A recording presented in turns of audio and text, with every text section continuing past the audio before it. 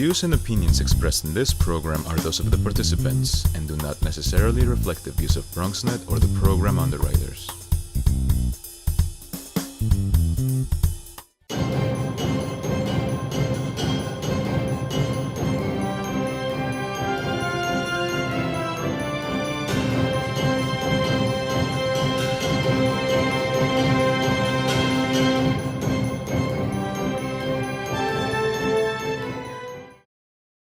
We have a wonderful slate of people who have done amazing things in the borough of the Bronx, and we want to acknowledge them. Let's give them a big round of applause, everybody.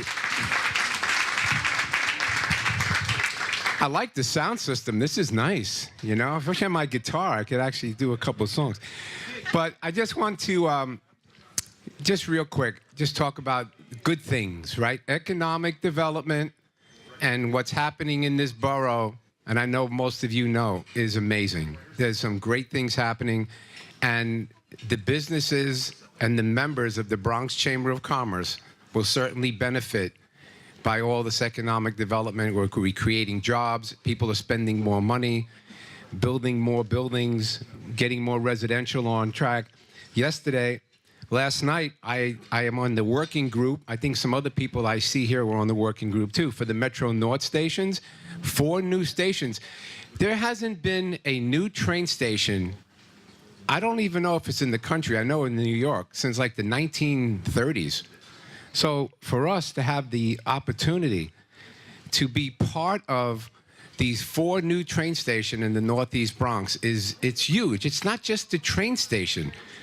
Last night with city planning, we went to Parkchester and we walked that whole neighborhood. I know Lisa knows that neighborhood well.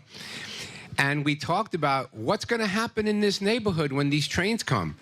What kind of development's going to happen? What's going to happen to the jobs?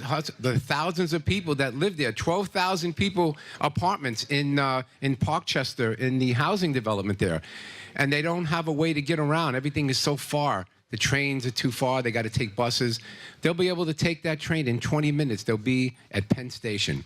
And if they want, they can go north and work up in Connecticut. So it's going to open up a whole venue.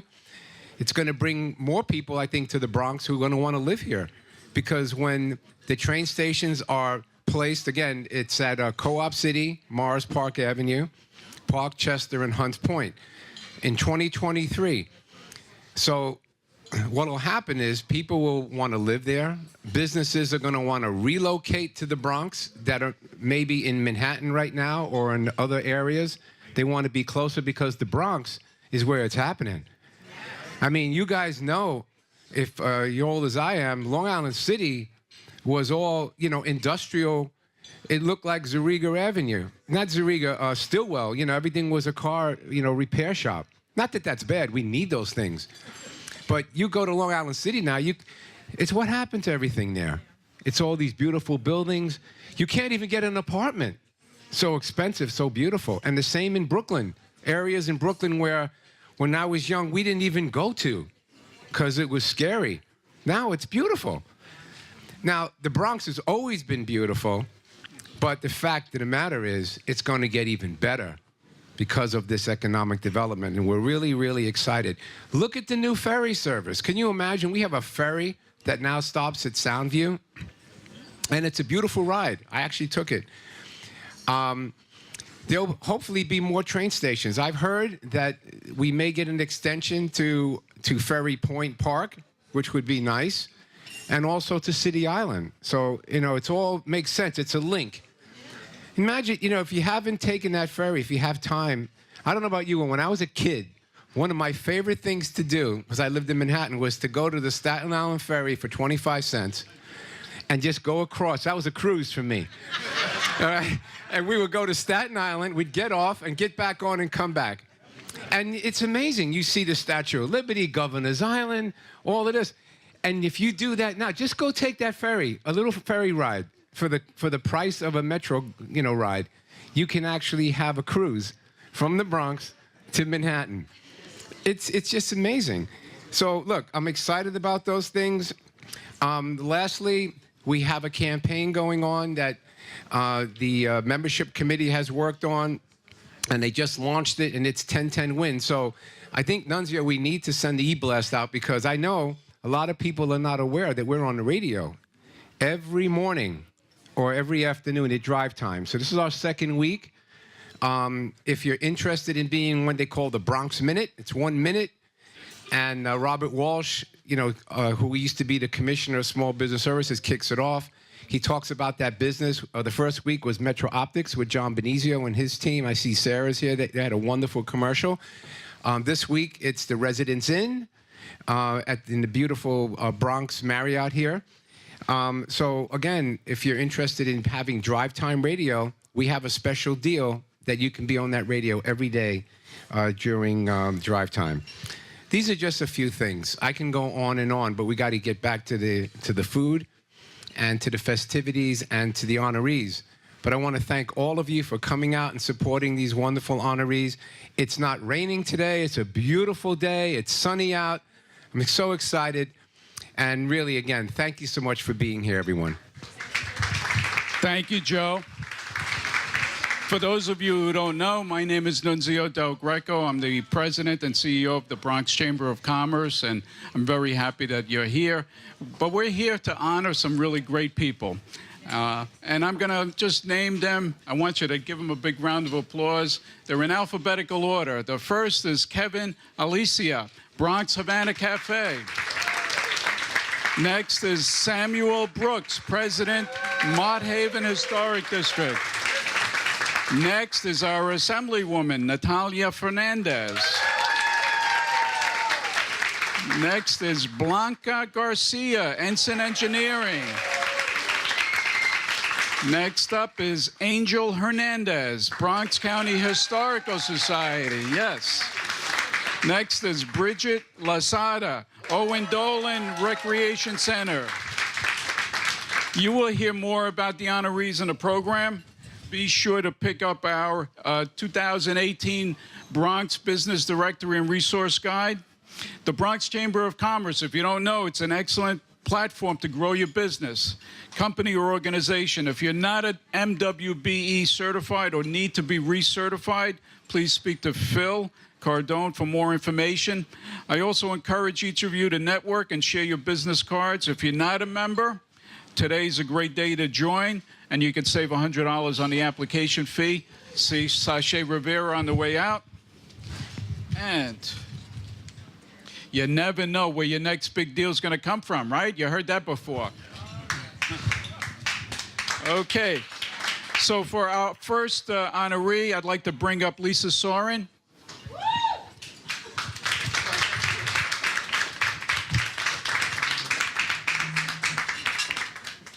Women present.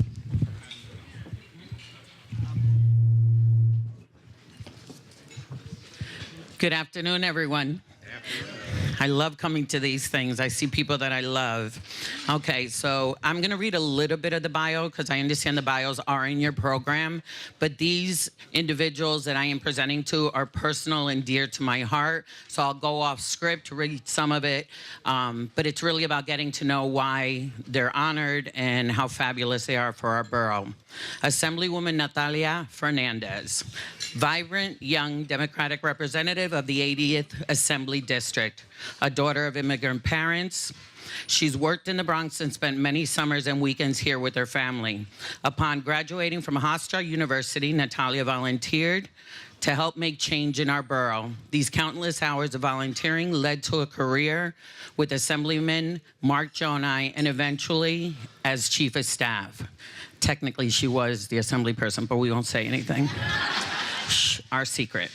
She then became, in 2017, the Bronx Regional Representative for Governor Cuomo.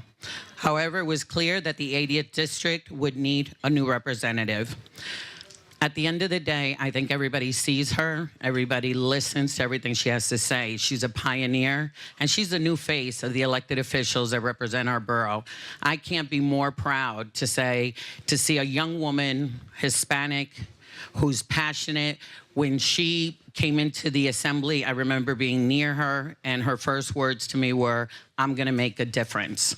And in the short time that she has, she absolutely Professionally, personally, she is true to the person, and we could not be better represented than with our Assemblywoman. Natalia, come on up.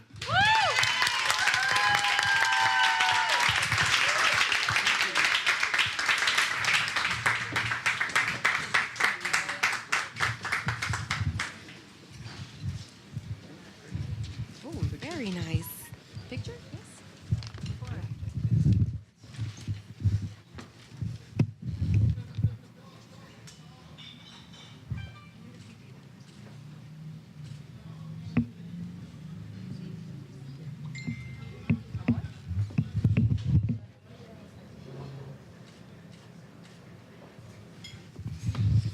Oh my goodness. Well, thank you so much to number one, Lisa, for that lovely introduction. It definitely came from the heart, and what she said was all true. But I can't be more grateful for this. I've been working in the Bronx my entire adult life, and I really never thought that I'd make it to this point, to be wearing this pin and to be fighting as your Assemblywoman, and doing really what I love, and that is helping the public, helping our neighbors, making a difference, and hopefully succeeding a lot. Joe Kelleher mentioned the train stations now coming to the Amtrak line for the Metro North, the new stops, and I was there yesterday at the MTA hearing, fighting again, making sure that that project starts on time, because I know this is what our borough needs, and I only know this because I listen to the community. I react to what you want and what you need, and again, together we get results. But this really means a lot to me because I've been coming to this event for many years and always sitting and applauding on my friends, so now to have one of my own, thank you so much. Thank you, thank you.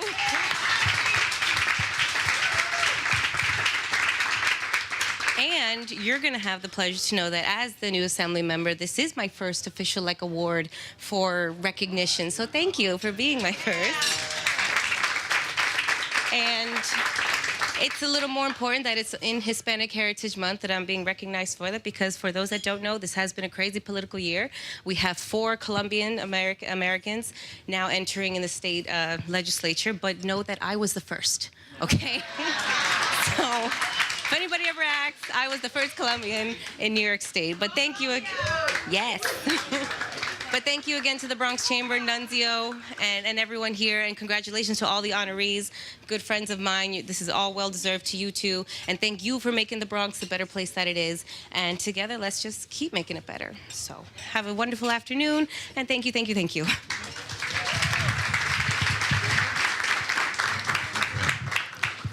For our next honoree, I'd like to call up Jose Francisco Avella.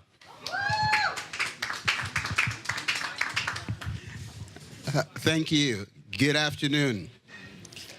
I have the privilege of introducing a friend and a partner. Pardon me?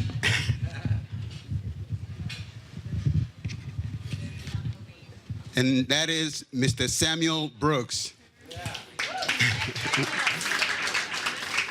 Samuel is a Latino who reflects the racial, cultural, ethnic, and linguistic diversity of the Latin American population, and indeed the Bronx. Samuel was born in Honduras and has lived in the South Bronx for the better part of 44 years. He has experienced firsthand the bad, the ugly, and the greatness of living in the Bronx, which developed his resilience. As the South Bronx became the next frontier of New York City's gentrification war, Samuel formed the Mott Haven Historic Districts Association to ensure that long-term residents and buildings have an active, inclusive stake in the neighborhood's renaissance. The association reflects Samuel's philosophy in dealing with investors and developers. He calls it D3, dialogue, don't dictate. Samuel Brooks is an outstanding Bronx visionary and deserves this 2018 Hispanic Heritage Award, Leadership Award. Ladies and gentlemen, please welcome a distinguished Bronxite, Samuel Brooks.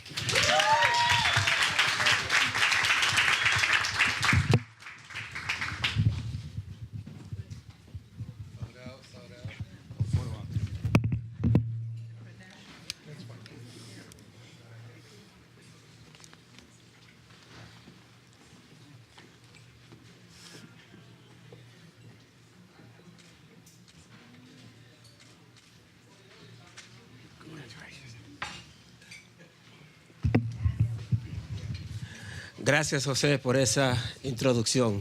Thank you.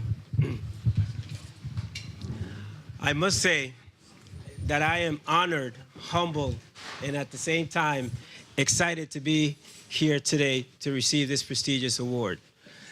I also want to thank Phil, Nuncio, as well as the entire Chamber of Commerce for all the great work they have done and continue to do in our beloved Bronx. I also want to recognize a few people that came here to spend some time this afternoon out of their busy schedule. My wife, Jolene.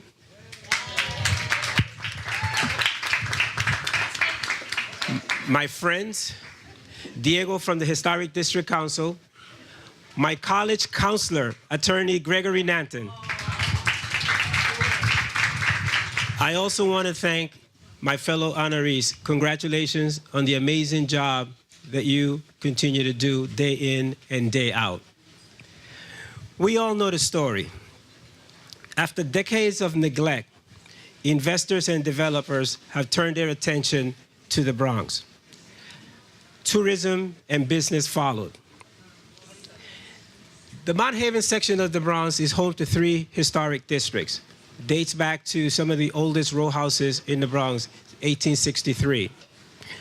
We created, as Jose mentioned, the Mount Haven Historic Districts Association for one primary purpose. We want to ensure that the long-term residents of like myself, and all those residents have a say and are not forgotten in our community. Historic preservation is not just the preservation of buildings, right? We are also interested in the preservation of the music, the people, the culture, the food, all under that same heritage as preservation. How do we do this? We've been doing this with 2 key partners.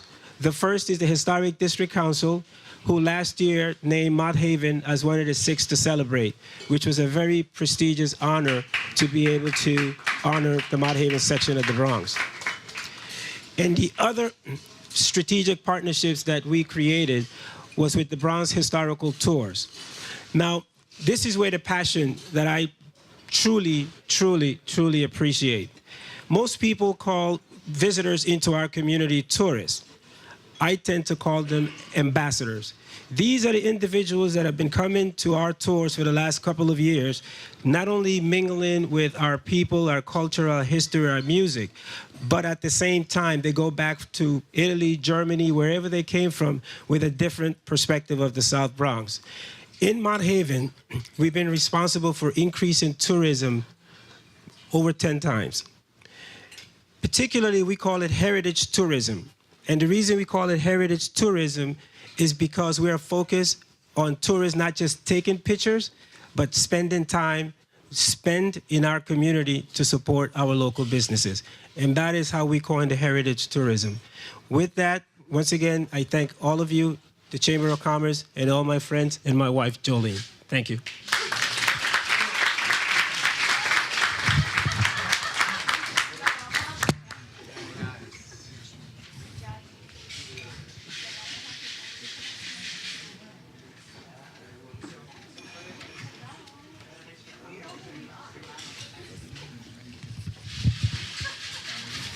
For our next honoree, I'd like to call up Olga Tirado. Thank you. Hi, I'm Olga Luz Tirado. I am the head of the Bronx Tourism Council. You all know the Bronx Tourism Council, right? Yeah? Hi, everybody. Over there and over there and over there. I'm honored to be able to introduce to you to this young man who I have had the great pleasure of knowing and working with closely for nearly 3 years. I mean, nearly 6 years, actually, 6 years. Since I began my position as head of the Tourism Council in 2012, Angel Hernandez has been my go-to person when I need to ask about or to confirm any Bronx historical claims, questions that keep me up at night. Those questions like, hey, Angel, how many G's does a Throgs in Throgs Neck really have? 4 in the morning. Right. Or Angel, was Jennifer Lopez really the first Jenny on the block? Or Angel, why do we park in driveways and drive on parkways? I need to know these answers. Invariably, in the best Puerto Rican version of Cheers Cliff Clavin, remember him? Angel would say, well, it's a little known fact that, and he would continue to answer the question. So, no doubt, Angel is a wealth of information.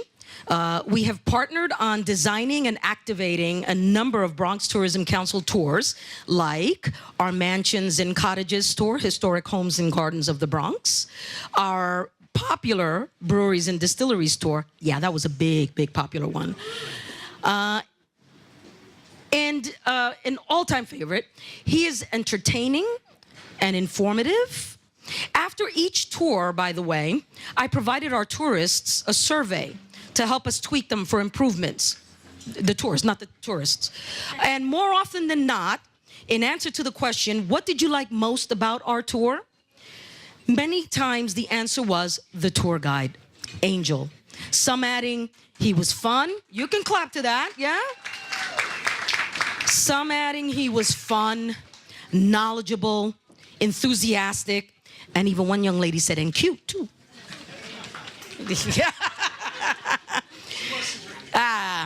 His credentials include a bachelor's degree in sociology and a master's in history. He heads the Bronx Latino History Project. He works closely with educational institutions to teach young people about Bronx history. I have never met someone who is not only passionate about history, but who also has a way about him to inspire people to be more authentically curious and excited about historical accuracy. Angel has been a great strategic partner in the efforts of my team and me at the Bronx Tourism Council, but I am also proud to call him my friend. It is my honor, on behalf of the Bronx Chamber of Commerce, to present this award for outstanding vision, dedication, and commitment to excellence to my friend, Angel Hernandez.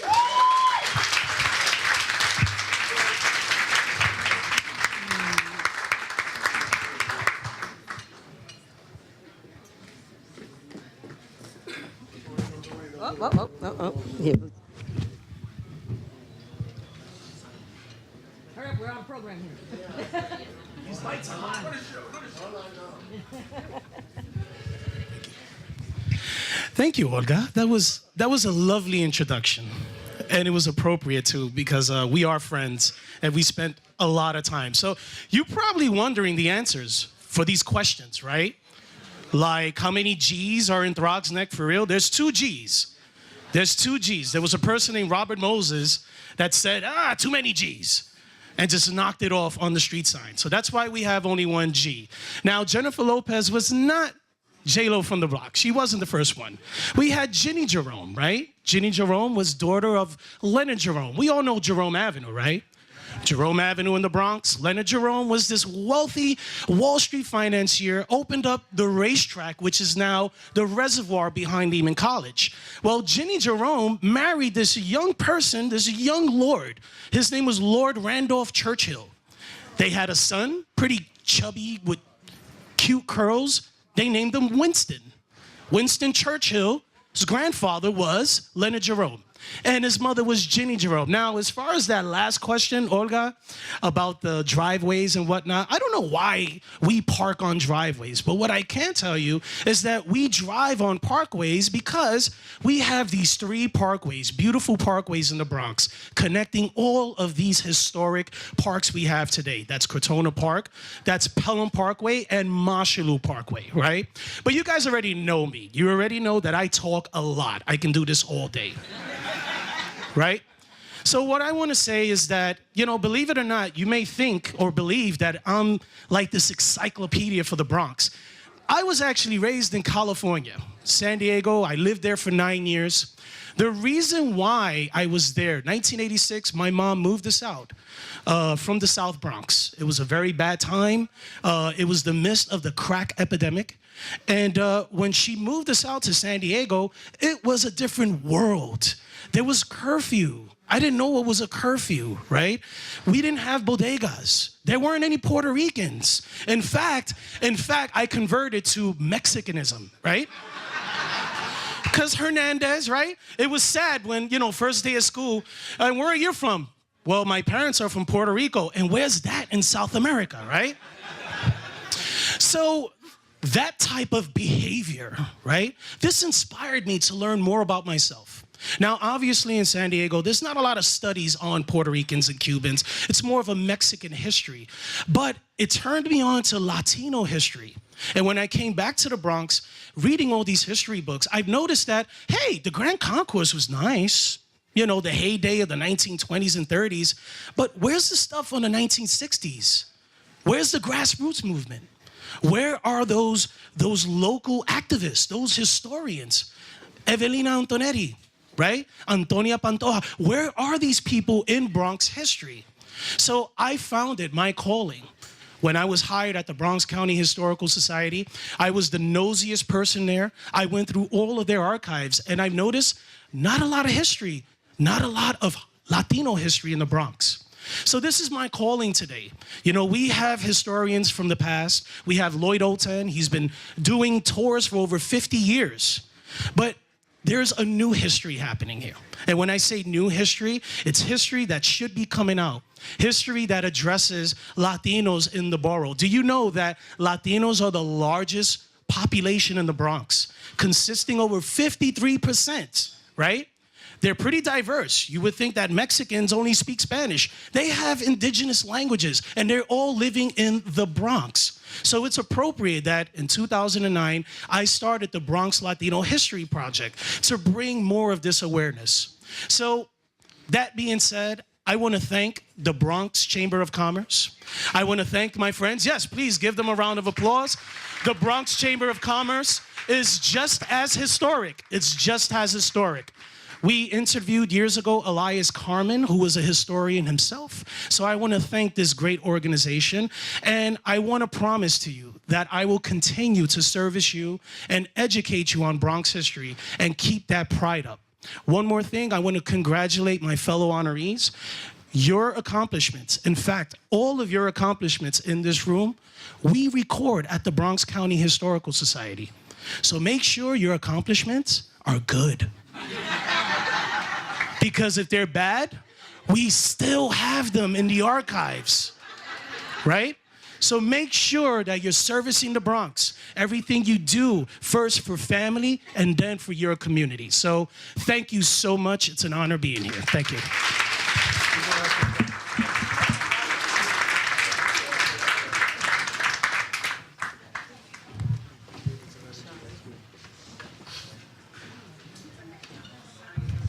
Okay, for our next honoree, I'd like to call back Lisa Soren.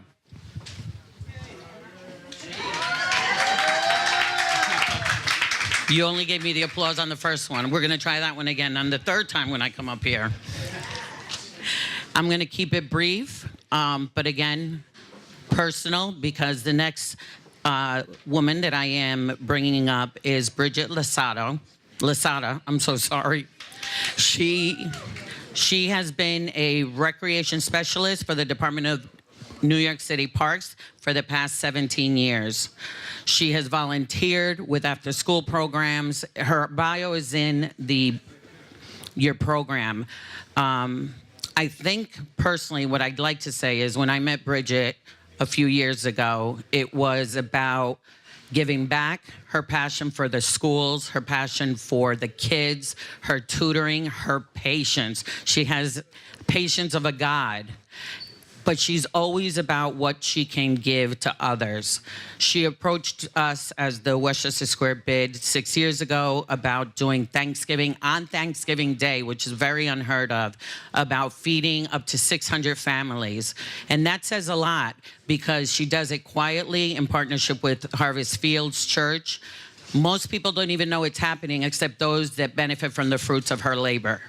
So it gives me great privilege and pride to bring up Bridget, tell her thank you from the bottom of my heart, and those that you service and those that are going to be blessed to have you in their lives moving forward. Congratulations.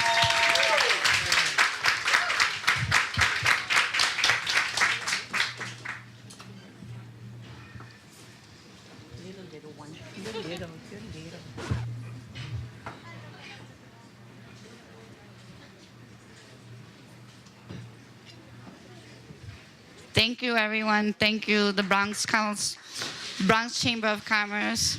I actually come from a recreation background, and I come from teaching children. So it takes a village to raise a child,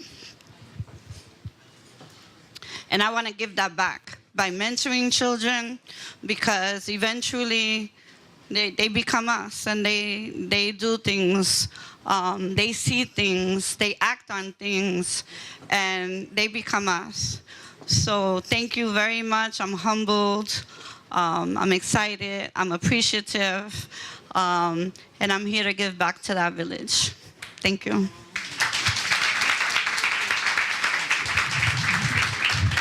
For our next honoree, I'd like to call up Regina Margeno. Go.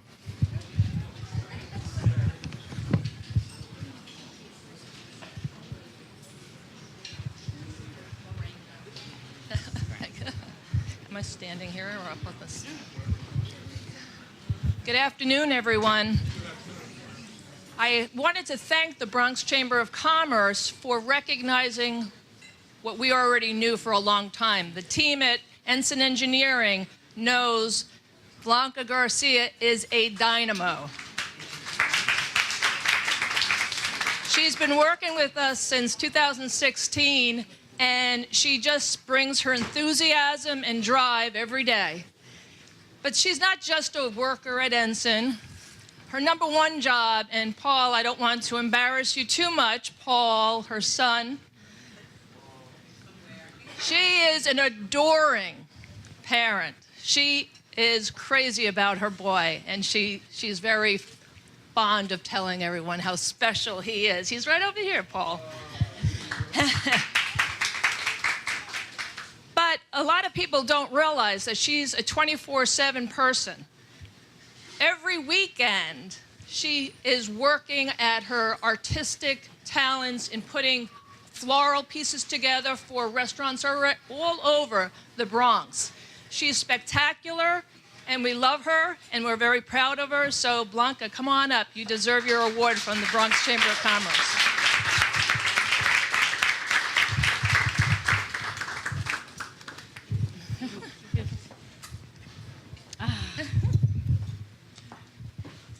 Thank you, Regina, for that introduction. I love you, too. I would like to thank the Bronx Chamber of Commerce, Joe Kelleher, Phil, Miriam, Sashay. Love you guys very much, not to forget Nuncio. I am very honored to receive this award. I'm very nervous as well. Usually I'm not, but today I am, since this morning. I am very honored to receive this award. As a single parent, I work hard to perceive in everything I do, especially for my kids. My son is the main one that gives me the power to perceive and to accomplish all that I can do. My advice would be if you have kids, and steer them the right way, because the way the Bronx has been turning out certain things in the news, we don't want it to be like back in the days when it was in the South Bronx, where it became very bad. I mean, the Bronx is booming. Let's keep it that way, and let's keep pushing forward to kick our kids in the butt and have them perceive the right, proper way, as I did as a single mother. That's why I work so hard. She was right. Regina was right. I work 24/7, and all my friends can tell you, whatever companies they're on, whatever, I'm always marketing anybody and everybody. I am like the book of connections. Even Phil. Phil has even emailed me, do you know somebody for this? Do you know somebody for that? And sure, why not? I'm always glad to help anyone. So again, I am very honored and appreciative of this award. Thank you again, Bronx Chamber of Commerce. Nuncio, thank you. Silvio, thank you for the pictures. You do a great job with that.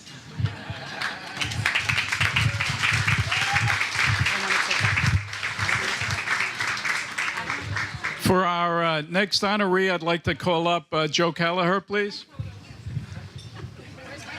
Hello, I didn't get to take a picture. Oh, you need that. Can I take a picture? We need a picture. Yes.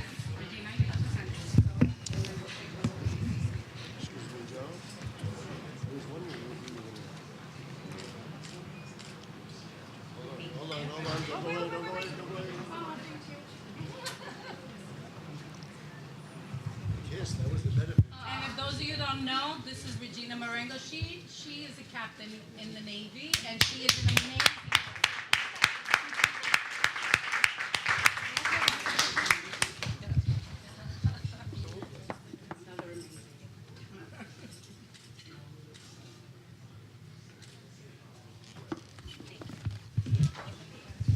Thanks, Nunzio. So this is done on the fly, but I do best when I'm on the fly. I just wanted to add to Angel's comments, and I love history. History is amazing, and right here in this neighborhood is this big history. I didn't know about Churchill. I had no idea that the origins are in the Bronx. But the other thing that most of you probably know this, in 1776. When Congress was meeting on the Declaration of Independence to vote if they should fight against the English to free our country, right? That was a contentious time. And Congress back then functioned a lot like it does today. Everybody was arguing, okay? But while they were arguing, George Washington, and I learned this from John Benizio, who's not here, but if he was, he would get up and tell you, was actually fighting the English at Westchester Square, holding them off. They were outnumbered. We were going to get run over. We were, forget it. Washington was sending dispatches to Congress saying, I don't know what I'm going to do. But, they outsmarted these guys. They put some planks across the water. They had these sharpshooters. And when the English attacked, George Washington prevailed.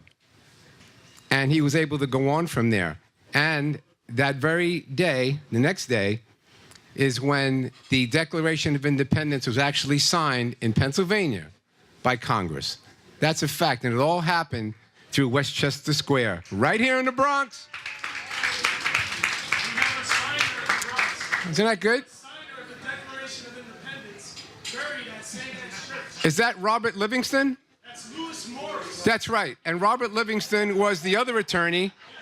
The reason I know that is because I performed in the musical 1776, and I was Robert Livingston. True story. Which is why I know the history. I'm not that up on history. I just know that from being in that play. But that was good, right, Angel? Yeah. So look, and also while we have Angel in the end, Angel, congratulations. I know today is the annual golf outing at the Pelham Split Rock Golf Course. For the Bronx Historical Society, and a lot of people are there. I'll be heading over there this evening. Thank you for all you do. You guys are just amazing what you do in the Bronx. Thank you. So our next honoree probably doesn't need a whole lot of introduction because we're here right now.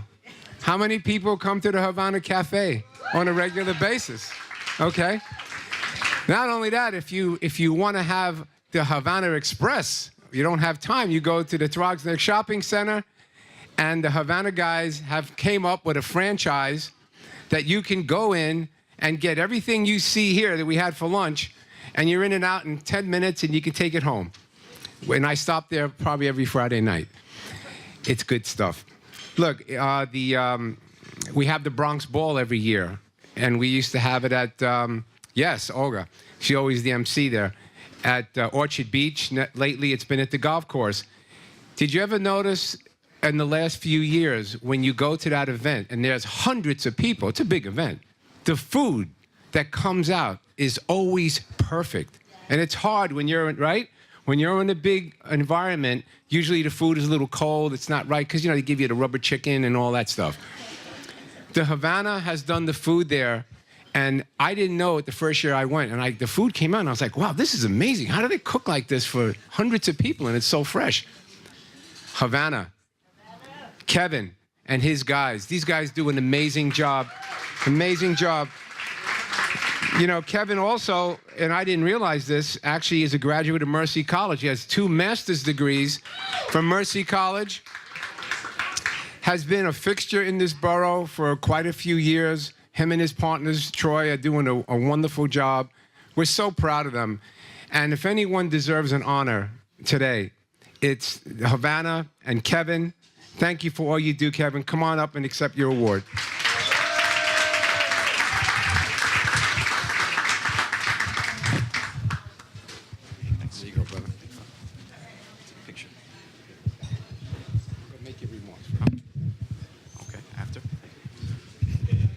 Thanks, Joe. It's never easy following him. He's a great speaker. And next time, you got to bring your guitar and do a little solo for us. So I'll be brief. I think I just want to say a little bit about what the Chamber has meant for us as an actual business that's been here. And the Chamber did our grand opening in 2010.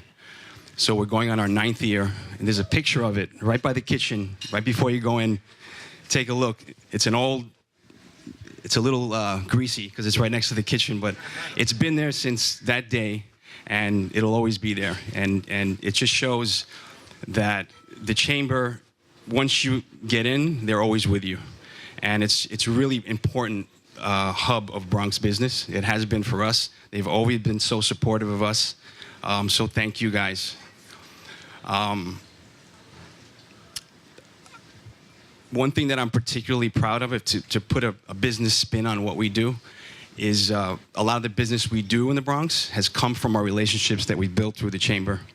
And I look around, and I'm one to kind of step back and watch the room here and in our other restaurants. And one thing that I'm particularly proud of is that we've become a hub of business here ourselves. Since our expansion in 2014, business people just come here. They feel comfortable here. Business deals happen here. Business deals are celebrated here. Promotions are celebrated here. And we're just really happy and honored to be a part of it. And I thank you for this honor. And it's especially meaning because it's here. So thank you.